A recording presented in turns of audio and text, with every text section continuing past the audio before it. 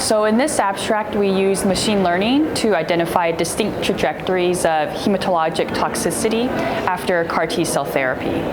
So with some background, a portion of patients who undergo CAR T-cell therapy experience severe hematologic toxicity, which is characterized by delayed blood cell count recovery. And this leads to increased risk of infection, transfusion dependence, and worse outcomes. Being able to identify these patients earlier on can lead to the consideration of an autologous stem cell boost, allogeneic transplant, or additional infectious prophylaxis. There have been distinct patterns of hematologic toxicity that have been described, but manually classifying these trajectories is subjective and labor-intensive.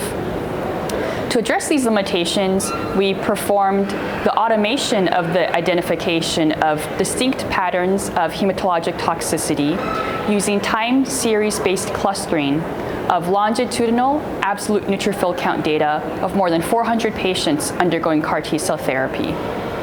We then identified predictors of poor or very poor hematologic recovery and also assessed the predictive ability of the CAR-HEMATOTOX score as previously reported by Rajewski et al. In Blood 2021.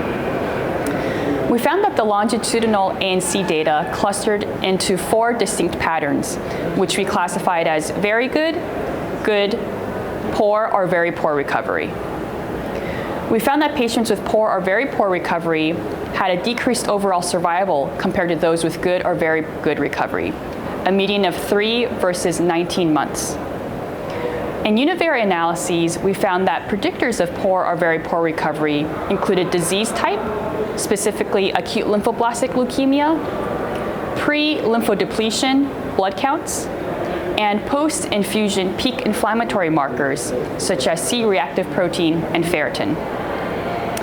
We found that the CAR-HEMATOTOX score had a 31% specificity and 100% sensitivity in predicting poor or very poor recovery.